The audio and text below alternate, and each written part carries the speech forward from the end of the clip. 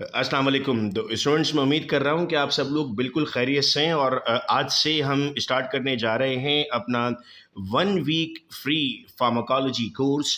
याद रहे स्टूडेंट्स कि हम इसमें अपनी बेसिक फार्माकोलॉजी को स्ट्रॉन्ग करने जा रहे हैं और फिर हम कुछ ड्रग्स को पढ़ने जा रहे हैं। इस वक्त आप सब वो स्टूडेंट्स मौजूद हैं जो रजिस्टर्ड हैं, जिनके पास अपने इनरोलमेंट नंबर्स मौजूद हैं और आपके सर्टिफिकेट ऑफ पार्टिसिपेशन के लिए आपकी अटेंडेंस और आपके इनरोलमेंट नंबर्स बहुत इंपॉर्टेंट है। बीच में लेक्चर के मैं आप लोगों को बताऊंगा कि आप लोगों ने किस तरह कमेंट बॉक्स में अपनी अटेंडेंस देनी है। मैं इस वक्त लाइव चैट पर आप लोगों के साथ मौजूद हूं और मैं आपसे लाइव चैट पर बात कर रहा हूं। दरमियान में कोई भी चीज़ अगर आपको पूछनी होगी तो आप लाइव चैट पर बात कर रहे होंगे। हम वेट कर रहे हैं कि स्टूडेंट्स इस वक्त ज्वाइन कर रहे हैं हमें, और मैं आप लोगों की चैट्स को भी इस वक्त देख सक रहा हूं और मैं आपकी चैट को रिस्पॉन्ड कर रहा हूं। ये लिंक ग्रुप में भी शेयर हो चुका है।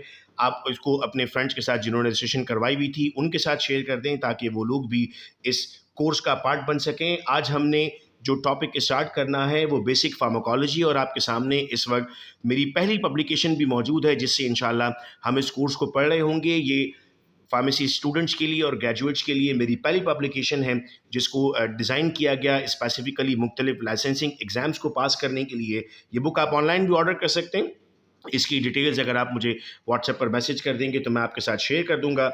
ये बुक से ही इंशाल्लाह हम अपनी बेसिक फार्माकोलॉजी और बाकी कोर्सेज़ को पढ़ रहे होंगे। ये इस वक्त आपके सामने इसका इंडेक्स मौजूद है, और जब तक स्टूडेंट्स ज्वाइन करते हैं मैं ज़रा बुक आपको दिखा देता हूं कि बुक किस तरीके से है। आपके पास हर चैप्टर के सब टॉपिक्स हैं, फिर सब टॉपिक्स के कुछ बेसिक थ्योरी पॉइंट्स हैं, उन थ्योरी पॉइंट्स के बाद उनके एमसीक्यू शामिल हैं। मैं फ़ौरन से आपको फार्माकोलॉजी की तरफ लेकर जा रहा हूँ। इस वक्त मैं देख पा रहा हूँ कि स्टूडेंट्स ने हमें ज्वाइन कर लिया है। वेलकम आप सब लोगों का, जिन सब लोगों ने हमें ज्वाइन किया। और आज हम स्टार्ट कर रहे हैं with the very basic pharmacology. देखिए, आपको फार्माकोलॉजी इस तरह से आज पढ़नी है कि जैसे आपको बिल्कुल फार्माकोलॉजी नहीं आती और पहली मर्तबा आप फार्माकोलॉजी पढ़ रहे हैं। जो भी सवाल होगा वो चैट पर मैं इस वक्त लाइव आप लोगों के साथ मौजूद हूँ और मैं आप लोगों को रिस्पॉन्ड कर रहा हूँ। स्टार्ट मैं आपके साथ करूँगा with the basic terms of pharmacology, और ये ग्लॉसरी यहाँ पर मौजूद है बेसिक टर्मिनोलॉजी की। सबसे पहले आपके पास टर्म है एब्जॉर्प्शन। देखो, it is a process by which a drug enters the blood stream from the site of administration. देखो, आप ड्रग कैसे लेते हो? या तो ड्रग ओरल लेते हो माउथ से, या इंजेक्शन लगता है इंट्रावेनस है, या कैप्सूल है, या सिरप है। मतलब ये सब आपके रूट ऑफ एडमिनिस्ट्रेशन है। इन रूट्स ऑफ एडमिनिस्ट्रेशन से ड्रग कहाँ पहुँचनी चाहिए? सर, ड्रग पहुँचनी चाहिए ब्लड स्ट्रीम में। तो वो मैकेनिज्म जिससे आपकी ड्रग आपके ब्लड स्ट्रीम में पहुंचती है उसको आप नाम देते हैं एब्जॉर्प्शन का। अगर ब्लड ड्रग स्ट्रीम में नहीं पहुंच रही, इसका मतलब ड्रग की एब्जॉर्प्शन नहीं हो रही। अगर ड्रग की एब्जॉर्प्शन नहीं हो रही तो वो अपना फार्माकोलॉजिकल इफेक्ट प्रोड्यूस नहीं कर सकती। नेक्स्ट टर्म आपके पास आती है एक्टिव इंग्रेडिएंट। मैं आपको एक्टिव इस तरह समझाऊंगा कि एक दिन आप घर गए और आपने अम्मी से कहा क्या बनाया, तो मैंने कहा बिरयानी बनाई है। तो आप अपनी अम्मी से ये पूछेंगे कि अम्मी बिरयानी किस चीज़ की बनाई है? गोश्त की बनाई है, या चिकन की बनाई है, या चने वाली बनाई है, या आलू वाली बनाई है? तो गोश्त, चना, आलू, मुर्गी, ये सब आपके पास क्या है? ये सब आपके एक्टिव इंग्रेडिएंट है। मैं आपको कहता हूँ दवा, तो आप कहेंगे सर दवा तो बहुत सारी हैं, दवा का एक्टिव मुझे बताइए। फिर अगली टर्म आती है स्टूडेंट्स हमारे पास एडहेरेंस। तो it is the extent to which a patient follows a prescribe treatment regimen including medication use as directed. आपने देखा है कि एक प्रिस्क्रिप्शन होती है, प्रिस्क्रिप्शन के आपके पास 7 इंपॉर्टेंट पार्ट्स होते हैं। वो प्रिस्क्रिप्शन आपके पास जब किसी फार्मेसी के पास जाती है तो वो उससे आपको ड्रग्स निकाल कर देता है। रजीम हम यहाँ पर कह रहे हैं बेटा कॉम्बिनेशन ऑफ ड्रग्स को, यानी एक से ज़्यादा भी ड्रग्स हमें दी जाती हैं किसी दवा को ट्रीट करने के लिए। तो वो कितने डोज में यूज़ करनी है, कब इस्तेमाल करनी है, ये तमाम चीज़ें हम लेकर आते हैं एडहेरेंस में। फिर नेक्स्ट वर्ड आता है, मैं उम्मीद कर रहा हूँ कि आपको तमाम बातें समझ में आ रही हैं, और चैट आप लोगों की मैं देख रहा हूँ यहाँ पर। ज़रूर चैट पर एक्टिव रहें, मुझे इससे अंदाज़ा होगा कि आप लोग इस लेक्चर को क्लियरली देख पा रहे हैं और आपको समझ आ रहा है कि हम इस लेक्चर में बात क्या करने जा रहे हैं। मैं अचानक से आसान से थोड़े मुश्किल की तरफ भी जाऊंगा, क्योंकि ये कोर्स पढ़ने के बाद इंशाल्लाह हम अपनी बेसिक स्ट्रॉन्ग कर लेंगे और एएनएस की ड्रग्स हम कंप्लीट कर लेंगे। और ये पूरी सीरीज़ मैंने प्लान की, इंशाल्लाह आगे भी इस तरह के ऑनलाइन कोर्सेज बहुत सारे हो रहे होंगे। Adverse drug reaction. Sir, adverse drug reaction से क्या मुराद है? सर, आपने दवा खाई थी सर दर्द के लिए लेकिन स्किन पर रैशेज हो गए। आपने दवा खाई थी पेट दर्द के लिए लेकिन आपके चेहरे पर दाने निकल आए। तो आपने कहा sir it is unintended and harmful reaction of a drug, जो नॉर्मल डोज में आ गया। सर, मैंने तो दवा ज़्यादा खाई नहीं, 2 डोज खाए थे, 2 डोज खाए, 250 मिलीग्राम की ड्रग थी, 250 मिलीग्राम खाया, उसने वो चीज़ आपको कर दी जो नहीं होना चाहिए था। मैं आसान एग्जाम्पल बेटा आप लोग को इसलिए दे रहा हूँ ताकि हमें समझने में थोड़ी सी आसानी रहे, रिलेट कर रहे हैं। मैं आपको कहता हूँ कि आपने रात को खीर खाई, सुबह आपको बदहज़मी हो गई, आपने कहा ना मैंने ज़्यादा खीर खाई थी, मैंने नॉर्मल खीर खाई, फिर भी बदहज़मी हो गई, तो वो उसका एडवर्स रिएक्शन हो गया जो आपकी बॉडी में हुआ। अच्छा, आपके बराबर में जो दोस्त था उसने भी खाई, उसको कुछ भी नहीं हुआ, तो आपने कहा इसको कुछ भी नहीं हुआ, मुझे हो गया, तो आपकी बॉडी ने उसके साथ डिफरेंटली बिहेव किया। नेक्स्ट टर्म आती है बेटा, दो एक साथ समझाऊंगा, एगोनिस्ट और एंटागोनिस्ट। मैं एगोनिस्ट को दोस्त कहता हूं और एंटागोनिस्ट को दुश्मन कहता हूं। आप कहेंगे सर ये क्या बात हो गई, आप गिर रहे थे, आपको गिरते हुए किसी ने रोक लिया, आपको संभाल लिया, आपका साथ दिया, वो एगोनिस्ट है। आप गिर रहे थे, किसी ने ऐसा धक्का दिया कि सही से गिर जाओ, वो एंटागोनिस्ट है। तो सर एगोनिस्ट को मैं इंग्लिश में पढ़ाता हूं आपको, a drug that bind and activate a receptor mimicking the action of endogenous compound. यानी जो काम आपकी बॉडी करना चाह रही थी, ड्रग ने आकर वो आपसे परफॉर्म करवाया आपकी बेहतरी के लिए, आपके अच्छे के लिए, तो आपने उसको नाम क्या दे दिया, एगोनिस्ट का। एंटागोनिस्ट क्या हुआ sir, a drug that bind two receptor but does not activated, वो उसको एक्टिवेट नहीं कर रहा, उसको रोक के रख रहा है। तो जब उसको एक्टिवेट नहीं कर रहा, उसको रोक के रख रहा है, तो बेसिकली वो क्या बन जाएगा, वो एंटागोनिस्ट बनेगा, because it is blocking the action of the drug. तो आपने अब ड्रग्स को पढ़ के ही देखना होता है। अच्छा, मैं साथ साथ बेटा आप लोगों को होमवर्क देता रहूँगा, जो लोग मुझसे कोर्सेज करते रहे उन्हें अंदाजा है कि सर होमवर्क बहुत देते हैं, और होमवर्क इसलिए देता हूँ कि इससे आपकी लर्निंग होती है। आपने अब क्या करना है, 5 एंटागोनिस्ट ढूंढने हैं और 5 एगोनिस्ट ढूंढने हैं, और उनको व्हाट्सएप मैसेज पर टाइप करके या कॉपी पर लिख लो तो और बेहतर होगा। एक छोटे से कॉपी का पोर्शन बना लो। इन 5 दिनों में इंशाल्लाह मैं बहुत सारे होमवर्क देने वाला हूं आपको, तो डे 1 के नाम से होमवर्क बना लो। जैसे ही होमवर्क कर लो, वो मुझे आप जो है वो व्हाट्सएप पर मैसेज कर दोगे अपने इनरोलमेंट नंबर के साथ। आप सब लोगों के पास आपके इनरोलमेंट नंबर्स मौजूद हैं, और उसी इनरोलमेंट नंबर के अगेंस्ट मैं बार बार रिपीट कर रहा हूँ कि आपके सर्टिफिकेट ऑफ पार्टिसिपेशन जाएंगे। वो स्टूडेंट्स जिन्होंने इनरोलमेंट नहीं करवाई थी और ये लेक्चर सुन रहे हैं, होमवर्क करना चाहते हैं, वो व्हाट्सएप पर मुझसे रब्ता कर रहे हैं ताकि उनको मैं इनरोलमेंट नंबर उनका इशू कर दूं। अब आते हैं सर बी की टर्मिनोलॉजीज पर। तो टर्म आ गई bioavailability. Sir the fraction को आसान लफ्जों में मैं पार्ट कहूंगा बेटा, the part of administered dose of unchanged drug that reaches the systemic circulation thereby having an active effect. यानी वो कंसेंट्रेशन ड्रग की जो आपकी सिस्टमिक सर्कुलेशन तक पहुंचे, और सिस्टमिक सर्कुलेशन तक पहुंचने के बाद कोई ना कोई इफेक्ट प्रोड्यूस करे, उसको हम नाम देंगे बायो अवेलेबिलिटी का। अब बायो अवेलेबिलिटी से मुराद बेटा ये है ड्रग का मौजूद होना, इसका ज़्यादा होना और कम होना बहुत इंपॉर्टेंट है। टैंक आप सब ने बनाकर घर में पिया होगा, साशे आता है शरबत का, 1 गिलास के लिए होता है वो। आपने क्या किया, 1 गिलास पानी में टैंक डाला, घोर कर पी लिया, आपको टेस्ट आ गया उसका। अब आपने एक पूरी बोतल में उसी साशे को डाला। जब आपने अब इसको बनाया, तो जब आप पी रहे हैं तो आपको ऐसा सिर्फ महसूस हो रहा है कि आपने टैंक है इसके अंदर, सही टेस्ट नहीं आ रहा, लेकिन टैंक के कुछ पार्टिकल तो उसके अंदर मौजूद हैं, तो हल्का हल्का तो वो बता रहे हैं कि मैं टैंक हूँ। ये है बायो अवेलेबिलिटी। अगर ड्रग सही कंसेंट्रेशन में ब्लड में पहुंची तो आप कहेंगे वो एक्शन परफॉर्म करेगी, और अगर ड्रग सही कंसेंट्रेशन में नहीं पहुंची तो ड्रग तो मौजूद रहेगी ना, आप कहेंगे बायो अवेलेबिलिटी तो है, ड्रग तो अवेलेबल थी लेकिन उसने अपना एक्शन परफॉर्म नहीं किया, तो हम कहते हैं सर ड्रग की बायो अवेलेबिलिटी इसलिए इंपॉर्टेंट है। अब आता है bio equivalence, the similarity in rate and extent of absorption of different formulation of the same drug ensuring they produce the same therapeutic effect। मिसाल के तौर पे मैं आपको कहता हूं कि 2 ड्रग्स हैं, एक ड्रग का जेनरिक है आपके पास क्लैरिथ्रोमाइसिन, और मार्केट में इसकी 2 ड्रग्स अवेलेबल हैं। अगर दोनों के इफेक्ट सेम हैं तो मैं इस ड्रग को नाम दूंगा बायो इक्विवेलेंट। ऐसा आपने बहुत देखा है ना कि एक जेनरिक के बहुत सारे ब्रांड होते हैं, कंपनी अलग होती है, तो अक्सर मेडिकल स्टोर वाला कहता है ना फॉर्मूला सेम है बस कंपनी अलग अलग है। तो वो ड्रग्स बेसिकली क्या है, वो ड्रग्स बेसिकली आपके पास बायो इक्विवेलेंट ड्रग्स हैं। बायो इक्विवेलेंट का मतलब होगा सेम थेरेपेटिक इफेक्ट प्रोड्यूस करने वाली ड्रग्स। उम्मीद कर रहा हूँ कि यहाँ तक बात समझ में आ रही है, और चैट पर सब लोग लिख दीजिए अगर कोई सवाल यहाँ तक नहीं है, ताकि मैं आगे प्रोसीड कर सकूँ। और जो सवाल पूछ रहे हैं आप लोग उनका चैट पर मैं जवाब दे रहा हूँ आप लोगों के साथ। अगली ड्रग आती है क्लियरेंस। देखो, जितना ड्रग का आना इम्पॉर्टेंट है उतना ड्रग का जाना इम्पॉर्टेंट है। ड्रग अगर बॉडी के अंदर रही तो वो ख़तरनाक साबित हो सकती है। तो मैं फिर रिपीट करता हूँ, जितना ड्रग का आना इंपॉर्टेंट है उतना ही ड्रग का वापस जाना भी इंपॉर्टेंट है, दैट इज क्लियरेंस। तो आप कहते हैं the volume of plasma from which a substance is completely removed. मैं यहाँ पर आपको अब टेक्निकल बात भी समझाता हूँ। कभी अगर किसी पेशेंट का आप एमआरआई करवाने जाए ना, तो वो कहता है पहले क्रिएटिनिन क्लियरेंस लेवल लेकर आओ। अगर क्रिएटिनिन क्लियरेंस टेस्ट नहीं करवाया हुआ तो आपका वो एमआरआई नहीं करता। क्यों भाई? चूंकि सर एमआरआई करते वक्त जो वो ड्रग देगा, वो ड्रग इतनी हैवी है कि उसको बॉडी से निकलना लाजमी है। अगर आपका क्रिएटिनिन काम नहीं कर रहा, इसका मतलब आपकी किडनी प्रॉपर काम नहीं कर रही, तो जब तक किडनी का प्रॉपर फंक्शन नहीं होगा वो आपका एमआरआई करने का रिस्क लेगा ही नहीं। तो ये बातें इसलिए पता होना जरूरी है कि कल को आपसे कोई पूछता है तो आपको पता तो, बीइंग अ फार्मासिस्ट आप कहते हैं सर हम क्लिनिकल फार्मासिस्ट बनना चाहते हैं, तो बेसिकली ये चीज़ें तो पता हो आपको। देन आता है आपके पास साइटोक्रोम P450 एंजाइम, बहुत नाम सुना है हमने इसका। हम कहते हैं sir it is a group और family of enzyme responsible for metabolising many drugs in the liver, influencing drug interaction and variability in response among individuals.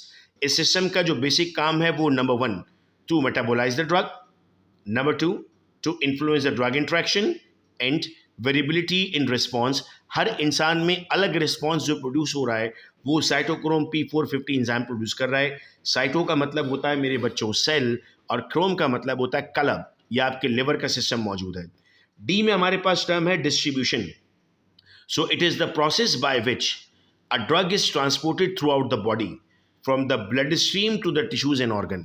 भाई हमने जो दवा खाई थी वो ब्लड तक तो पहुंच गई, लेकिन ब्लड के बाद कहाँ जाना है उसको? सर ब्लड के बाद तो उसको बॉडी के डिफरेंट पार्ट्स में जाना है।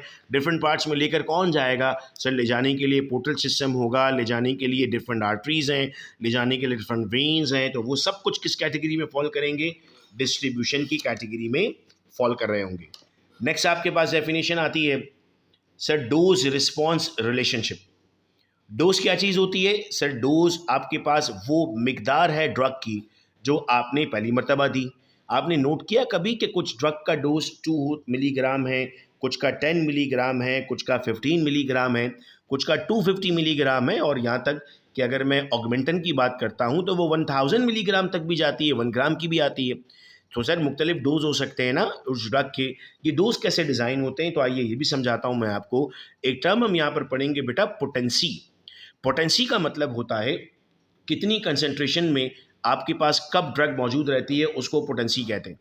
मिसाल के तौर पर मैं आपको इसकी मिसाल यूँ समझाऊंगा कि घर में खाना बनाते वक्त मिर्चों का इस्तेमाल किया होगा आप लोगों ने, तो आप देखते हैं कि सर जो अधकुटी मिर्चें होती हैं ना वो कम डालते हैं तो ज़्यादा टेस्ट देती हैं, लेकिन जो बेसन में तल कर हम खा रहे होते हैं वो ज़्यादा भी डालते हैं अगर हम, तो उनका टेस्ट इतना नहीं आ रहा होता, मतलब वो इतनी ज़्यादा तल्ख नहीं होती, बहुत ज़्यादा तेज़ नहीं होती। तो कुछ ड्रग्स ऐसी हैं जो कम मिकदार में अपनी एक्टिविटी ज़्यादा शो करती हैं, उनको आप नाम देंगे हाई पोटेंट ड्रग्स। और कुछ ड्रग्स ऐसी हैं जो ज़्यादा मिकदार में कम इफेक्ट शो करती हैं, उनको हम नाम देंगे बेटा लो पोटेंट ड्रग। तो जितनी भी आपके पास ड्रग का आप डोज देखते हैं ना, 1 मिलीग्राम, 2 मिलीग्राम, 3 मिलीग्राम, तो ये हाई पोटेंट ड्रग्स हो गई। और अगर आपने देखा 250 मिलीग्राम, 500 मिलीग्राम, 600 मिलीग्राम, तो ये आपके पास लेस पोटेंट ड्रग बन जाएगी। So now the relationship between the dose और उसका इफेक्ट कितना प्रोड्यूस आता है वो आपके पास कहलाएगा dose response relationship. Then elimination, so the process by which drug और इट्स मेटाबोलाइट, मेटाबोलाइट का मतलब क्या होगा? उससे बनने वाले मॉलिक्यूल्स जब रिमूव हो जाएंगे तो उसको हम नाम देंगे एलिमिनेशन का। अब यूजुअली बेटा हमारी बॉडी से जो एलिमिनेशन हो रहा है ना चीज़ों का, वो या तो आपकी यूरिन से होता है या फिसिस से होता है। तो 2 मेजर एरियाज हैं जहाँ से आप अपनी बॉडी में एलिमिनेशन करने जा रहे होते हैं। नेक्स्ट टाइम आती है फॉर्मुलेशन। सर फॉर्मुलेशन का मतलब होगा वो जो ड्रग आपने बनाई थी उसमें क्या क्या इस्तेमाल किया। तो एक चीज़ जो लाजिम इस्तेमाल की थी वो क्या थी? सर वो तो थी आपके पास एक्टिव फार्मास्यूटिकल इंग्रेडिएंट। उसके साथ जो चीज़ और आप इस्तेमाल करेंगे वो एक्सीपिएंट्स होंगे। एक्सीपिएंट्स में क्या क्या शामिल हो सकते हैं? सर स्टार्च हो सकता है, लैक्टोज हो सकता है, बहुत सारी चीज़ें इसमें शामिल हो सकती हैं according to their activity. Generic drug, very important to know. A drug that contain the same active ingredient in the same strength and dosage form as a brand name and it is typically less expensive. एक drug आपके पास मिल रही है 100 rupees की, वो international drug है, आपने उसकी local drug purchase की जो लोकल कंपनी बनाई थी, वो 30 रुपीज़ की है, डोज भी सेम है, एक्टिव फार्मास्यूटिकल इंग्रेडिएंट भी सेम है। तो अब आप कहेंगे कि सर बेसिकली वो ड्रग क्या है? वो ड्रग आपके पास एक जेनरिक ड्रग है। तो जेनरिक ड्रग यूजुअली इस्तेमाल की जाती हैं, हम उसको यूज़ करते हैं जब आपके पास जो है वो प्राइस और कॉस्ट आपके पास इंपॉर्टेंट होती है। नेक्स्ट आपके पास आता है हाफ लाइफ। हाफ लाइफ से क्या मुराद है? हाफ लाइफ का मतलब ये है कि वो टाइम जब ड्रग की कंसेंट्रेशन आपकी बॉडी में आधी हो जाए। क्या मुराद थी सर इसकी? सपोज कीजिए मैं कहता हूं कि एक ड्रग मॉलिक्यूल है जिसकी हाफ लाइफ 3 आवर्स है, 3 घंटे हाफ लाइफ है, ठीक है सर, और उसका डोज जो आपने लिया वो 250 मिलीग्राम था। तो इसका मतलब ये है कि जब आपकी बॉडी में वो ड्रग जाएगी तो 3 घंटे बाद वो 250 मिलीग्राम से कितनी हो जाएगी? 125 मिलीग्राम हो जाएगी। फिर और 3 घंटे बाद वो 125 मिलीग्राम का आधा हो जाएगी। फिर और 3 घंटे बाद वो 125 मिलीग्राम का आधा हो जाएगी। तो करते करते ये जो डिक्लाइन आ रहा है आपके पास, ये डिक्लाइन किसको एक्सप्लेन कर रहा है? ये डिक्लाइन एक्सप्लेन कर रहा है कि आपके पास ड्रग की हाफ लाइफ 3 आवर थी। इस तरह अगर मैं आपको कहूं कि ड्रग की हाफ लाइफ 8 घंटे है, तो ये ड्रग आपके पास 8 घंटे बाद इस कंसंट्रेशन में आएगी। और बहुत पॉसिबल है कि ड्रग आपके पास मैक्सिमम हाफ लाइफ तक जाए। जैसे फॉर एग्जांपल हम कहते हैं ड्रग की मैक्सिमम हाफ लाइफ आपके पास होती है, एक ड्रग मैं आपके सामने लेता हूँ, Zentel albendazole, anti worm drug है। तो इस एंटी वॉर्म ड्रग की जो हाफ लाइफ आती है आपके पास, वो अगर आपने कभी देखा हो या सुना है या कभी इस्तेमाल किया है, तो 6 महीने में एक डोज जाता है बेटा पेशेंट को। तो 6 महीने में एक डोज जा रहा है, इसका मतलब क्या है? इतनी ज़्यादा हाफ लाइफ है। 90 ml 6 महीने में अगर एक बार पिला रहे हैं तो उसकी हाफ लाइफ बहुत ज़्यादा है। होमवर्क नंबर 2 मैं आप लोगों को देता हूं कि आप अपने घर में कोई भी 5 ड्रग देखें।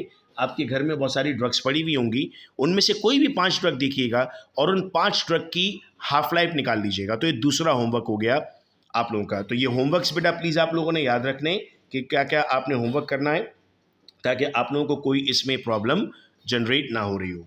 नेक्स्ट हम आते हैं सर टर्म इंटरेक्शन पर। इंटरेक्शन से बेटा अब हमारी मुराद ये है कि सर आप 2 ड्रग एक साथ ले रहे हैं, और अगर 2 ड्रग आपने एक साथ ली हैं, वो दोनों ड्रग आपस में एक दूसरे के साथ इंटरेक्ट भी कर रही हैं, मतलब उनका आपस में इफेक्ट है। आपने अक्सर ये सुना है ना, घर वाले मना करते हैं कि मछली के साथ दूध का इस्तेमाल ना करें, गोश्त के साथ दूध का इस्तेमाल ना करें, मछली के साथ गोश्त का इस्तेमाल ना करें। आपस में इंटरेक्ट करते हैं, वो इंटरेक्ट का मतलब है कि आपस में मिल जाते हैं एक दूसरे के साथ और कोई ना कोई एडवर्स रिएक्शन शो करते हैं। तो ड्रग्स क्या करती हैं? ड्रग्स भी आपस में इंटरेक्ट करने की सलाहियत रखती हैं, एक दूसरे के साथ मिलती हैं। हमने इस पर एक पूरा कोर्स किया था एक दिन का, जिसमें हमने ड्रग इंटरेक्शंस को पढ़ा था। मेरे यूट्यूब चैनल पर ये वीडियो भी अवेलेबल है, आप स्क्रॉल करेंगे तो वहाँ से आपको मिल जाएंगी। आप और डिटेल में अगर पढ़ना चाहते हैं इंटरेक्शन को, तो वो आपको वहाँ पर मिल जाएगा। अब आते हैं सर 2 टर्म जिनको फिर एक साथ हमने पढ़ना है। हम नाम दे रहे हैं इनको LD50 and LD100। LD is the lethal dose. Lethal का मतलब होता है जानलेवा, खतरनाक। हम कहते हैं this is the dose of a substance that is lethal to 50% of the population और test animal expose to it within a specified time frame. यानी सर हम जब भी क्लिनिकल ट्रायल कर रहे होते हैं, तो क्लिनिकल ट्रायल के अंदर जब हम ड्रग्स यूज करते हैं तो 50% लोग उस ड्रग से नुकसान में गए, तो आपने उसे नाम दिया LD50 का। LD50 is usually measured in milligrams of substance per kg of the body weight, mg per kg हम कह रहे हैं इसको, फॉर ओरल और डर्मल एक्सपोजर, यानी ओरल जा रहे हो या स्किन पर लग रहा हो, और in milligram per litre for inhalation. Units are very important. और मैं तो ये चाहूँगा कि अगला कोर्स हम फार्मास्यूटिकल कैलकुलेशंस पर करें। मैं खैर आपसे रिकमेंडेशंस लूँगा, लेकिन मुझे ऐसा लगता है कि स्टूडेंट्स को कैलकुलेशन में काफ़ी प्रॉब्लम रहता है, तो हम कैलकुलेशन पर इंशाल्लाह अपना अगला कोर्स अनाउंस कर देंगे। और मैं कमेंट पर इस वक्त आप लोगों से ये भी पूछता हूँ कि नेक्स्ट आप लोग किस टॉपिक को और डिटेल में पढ़ना चाहते हैं, तो कमेंट पर मुझे बताते रहिएगा। और मैं अपनी टीम से भी दरख्वास्त करूँगा जो इस वक्त यहाँ पर ऑनलाइन मौजूद है कि उन टॉपिक्स को नोट करती रहे। Now LD100, this represent the minimum dose of a substance that result in death of all individual exposed to it within a time frame। तो अगर मैं आपसे पूछूं कौन डेंजरस है, LD50 या LD100, आप कहेंगे LD100। सारे एनिमल मर गए, मैंने ड्रग यूज़ की, सब एनिमल मर गए, तो इसका मतलब है मेरी जो लैब में मैंने परफॉर्मेंस की है वो एनिमल्स मर रहे हैं सारे, मुझे इसको दोबारा इस्तेमाल नहीं करना। मैं LD50 ही यूज़ करूँगा, LD100 यूज़ नहीं करूँगा। LD50 फिर भी 50% आपके पास चांस दे रहा है किसी चीज़ के बचने का, मगर LD100 तो आपके पास बिल्कुल भी चांस प्रोवाइड नहीं कर रहा। नेक्स्ट टर्म आता है बेटा आपके पास metabolism. So it is the biochemical transformation of drug within the body, usually occurring in the liver to make them more easily excreted. आसानी से जिस्म से बाहर निकल जाए अगर कोई ड्रग, तो उसे हम नाम देंगे मेटाबॉलिज्म का। लिवर इसके लिए आपका बेटा काम कर रहा होता है बॉडी का, हमने कहते हैं ना लिवर के बहुत सारे फंक्शंस हैं, तो उनमें से एक फंक्शन ये भी बनता है कि लिवर आपका डिटॉक्सिफिकेशन सेंटर है। तो डिटॉक्सिफिकेशन सेंटर क्या करेगा? डिटॉक्सिफिकेशन सेंटर बेसिकली किल करेगा उस ड्रग की डेंजरस सब्सटेंसेस को, कि वो ड्रग आपके पास और ज़्यादा डेंजरस नहीं रहेगी। नेक्स्ट आपके पास आता है एनडीए, न्यू ड्रग एप्लीकेशन। कभी तो सोचा होगा कि एक नई ड्रग आपके पास कैसे बनती है।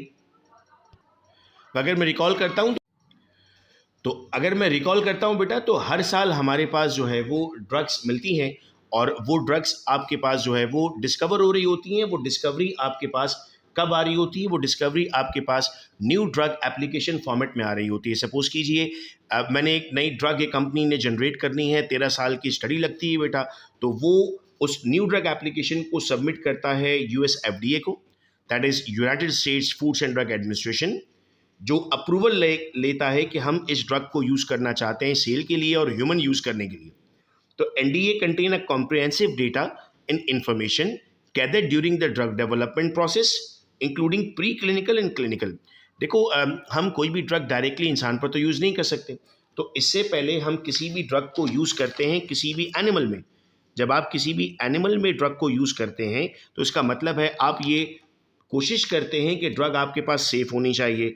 अगर ड्रग आपके पास सेफ़ नहीं है तो सेफ़ करना उसके लिए आपकी ज़िम्मेदारी है कि वो ड्रग सेफ़ हो, तब आप इस्तेमाल करेंगे। तो एफडीए इतनी आसानी से किसी भी नई ड्रग का अप्रूवल नहीं देगा, वो चेक करेगा उसकी सेफ्टी कि कहीं वो कोई एडवर्स रिएक्शन तो नहीं दे रहा, उसकी एफिकेसी कि वो कितनी एफिशिएंट ड्रग है, और उसकी क्वालिटी कि वो ऐसी ड्रग तो नहीं है कि वो इतना नुकसान पहुंचा रही हो किसी भी मॉलिक्यूल को या किसी इंसान को कोई एडवर्स रिएक्शन शो कर रही है।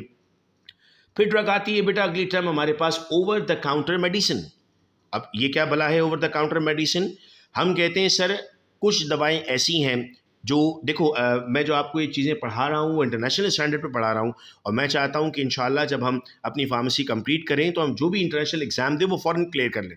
पाकिस्तान में प्रैक्टिसेस नहीं हो रही हैं। हमारे यहाँ हर दवा मिल जाती है बगैर प्रिस्क्रिप्शन के, लेकिन बाहर एंटीबायोटिक भी नहीं मिलती बगैर प्रिस्क्रिप्शन के, क्योंकि antibiotic over the counter medicine नहीं है। ओवर द काउंटर मेडिसिन में आपके पास सिंपल पेन किलर्स आ जाती हैं, एनाल्जेसिक्स आ जाती हैं, इनका आप इस्तेमाल कर सकते हैं as an over the counter medicine. इसके अलावा कोई भी ड्रग आपके पास ओवर द काउंटर में नहीं इस्तेमाल हो रही होती। आप अपनी लर्निंग के लिए अगर चाहें तो इसकी लिस्ट निकाल सकते हैं, ओवर द काउंटर मेडिसिन की लिस्ट गूगल पे अवेलेबल है, तो आपको अंदाज़ा होगा और आपको ये भी समझ में आएगा कि कितनी सारी ऐसी ड्रग्स हैं जो आप ऐसे ही इस्तेमाल कर रहे हैं और उनको तो बेसिकली ओवर द काउंटर होना था। तो ये आपकी प्रैक्टिस ज़रूर होनी चाहिए और आपके पास लिस्ट होनी चाहिए, और आप अपनी फैमिली को भी एजुकेट करेंगे कि जी बगैर प्रिस्क्रिप्शन के ये दवाएं ख़तरनाक हो सकती हैं। So medication that can be purchase without a prescription and are deemed safe for use without medical supervision for common elements. पेराडोल इस्तेमाल कर ली, फेब्रॉल इस्तेमाल कर ली, जर्नल इस्तेमाल आपने कर लिया, तो उसको आप नाम देते हैं बेटा ओवर द काउंटर मेडिसिन का। नेक्स्ट टर्म है अ pharmacy, a facility where drugs are prepared and dispensed, also referred to the science of preparing and dispensing of drug। Pharmacy की डेफिनेशन हर बच्चे को याद होनी चाहिए, it's an art and science of preparation dispensing of drug. हम अगर pharmacy की definition नहीं क्लियर रखेंगे अपनी तो फिर बहुत प्रॉब्लम रहेगी हमें। अगला आता है बेटा हमारे पास placebo. Now what placebo is? हम कहते हैं सर एक ऐसी दवा जिसमें एक्टिव ही ना हो, तो बनाई क्यों थी सर? अक्सर कुछ साइकोलॉजिकल पेशेंट्स के लिए या फिर लैब में अगर आप कोई स्टडी कर रहे हैं तो उसके लिए जो ड्रग आप यूज़ करते हैं उन ड्रग्स को आप नाम देते हैं प्लासेबो। तो डेफिनेशन क्या बन जाएगी? It is an inactive substance given to the patient that resembles the actual drug being tested use in clinical trial to evaluate the true effect of the drug. यानी आप कंपेयर कर रहे हैं ना कि अगर एक्टिव होगा तो ये रिजल्ट आया और एक्टिव नहीं होगा तो ये रिजल्ट आया, तो जब ये कंपैरिजन चल रहा होगा तो कंपैरिजन को हम नाम दे देंगे प्लासेबो का। मैं उम्मीद कर रहा हूँ कि यहाँ तक की बात आप सब लोगों को समझ में आ रही है, और चैट पर हम सब लोग बिल्कुल एक्टिव हैं, और जो जो सवाल आप लोग मुझसे पूछ रहे हैं मैं लाइव चैट पर आप लोगों को उसका जवाब भी देता जा रहा हूँ ताकि आपको कोई प्रॉब्लम ना रहे और आप साथ साथ इन चीज़ों को नोट भी करते जा रहे हैं। नेक्स्ट आता है जी प्रिस्क्रिप्शन ड्रग। तो ऊपर क्या थी? Over the counter medicine. नीचे क्या बन गई? Prescription drug. क्या हो जाएगा सर इन दोनों में? हम कहते हैं वो ड्रग्स जो आपको अब प्रिस्क्रिप्शन ही पर मिलेंगी। Medication that require a prescription from a licensed healthcare provider due to their potential risk, need for monitoring और specific indication। इंसुलिन ऐसे ही नहीं मिल सकता जब तक आपके पास प्रिस्क्रिप्शन मौजूद नहीं है। नेक्स्ट आपके पास ड्रग टर्म आता है receptor. Now what receptor is? हम कहते हैं ना sir, it is a specific target molecule in the body which a drug interact to produce its effect. देखो ताले चाबी की एग्जांपल ले लो। अगर मैं आपको कहता हूं कि मेरे पास एक चाबी मौजूद है, तो उसे जिस जगह पर लगाना है और खोलना है वो जगह बहुत इंपॉर्टेंट है। उस जगह को बेटा मैं नाम दे रहा हूँ रिसेप्टर का। अब बॉडी में मल्टीपल टाइप्स ऑफ रिसेप्टर हैं। बॉडी में आपके पास वोल्टेज रिसेप्टर्स भी मौजूद हैं, बॉडी में आपके पास आयन रिसेप्टर्स भी मौजूद हैं। तो we are having multiple receptors in the body, और अगर रिसेप्टर ने काम करना छोड़ दिया तभी तो आपके पास डिजीज स्टार्ट होती है, तभी तो आपने ड्रग लेनी होती है। सिंपल एग्जांपल मैं आपको देता हूँ। जब डायबिटीज़ होता है तो पेशेंट को, जब डायबिटीज़ होता है बेटा हमारे पास, तो हम कहते हैं उनको कोई ऐसी कमी तो नहीं हो रही ग्लूकोज की, बल्कि वहाँ तो इतना ज़्यादा ग्लूकोज बॉडी में आ रहा है कि सर उनकी बॉडी में यूरिन में ग्लूकोज निकल रहा है, इतना ग्लूकोज है। तो अब क्या किया जा रहा है, हुआ क्या सर, इंसुलिन के रिसेप्टर डैमेज हो गए थे, तो वो रिसीव नहीं कर पा रहे थे बेसिकली उसको। नेक्स्ट आपके पास टर्म आती है बेटा side effect. So it is a secondary typically unwanted effect of the drug that occur in addition to the desired therapeutic effect। यानी आपने कभी तो ऐसा हुआ होगा कि आपने गोली खाई और गोली खाने के बाद आपके मुंह का मज़ा ख़राब हुआ हो। तो जब आपके मुंह का मज़ा ख़राब हुआ, तो अगर मुंह का मज़ा आपका ख़राब हुआ उस दवा को खाकर, तो आपने कहा कि सर वो बेसिकली उस दवा का साइड इफ़ेक्ट हुआ। तो ये वो इफ़ेक्ट होगा जो डिफरेंटली आपकी बॉडी प्रोड्यूस करने जा रही है। नेक्स्ट टर्म हमारे पास आती है थेरापेटिक्स। सर हम थेरापेटिक्स को डिफाइन करते हैं। Now it is a branch of medicine which is concerned with the treatment of disease and use of the drug to improve the health. हम यहाँ पर टर्म ये भी इस्तेमाल करते हैं थेरापेटिक इफेक्ट। तो वो डोज ड्रग का जो थेरापेटिक इफेक्ट प्रोड्यूस कर सकता है उसको भी हम टर्मिनोलॉजी मिलेंगे थेरापेटिक्स की। नेक्स्ट डेफिनेशन जो हमारे पास आती है उसको हम नाम देंगे टॉक्सिकोलॉजी से मुराद हमारी बेटा यहाँ पर ये है कि नाउ वो साइंस जो एडवर्स इफेक्ट को स्टडी करेगी उसको हम नाम देंगे टॉक्सिकोलॉजी का।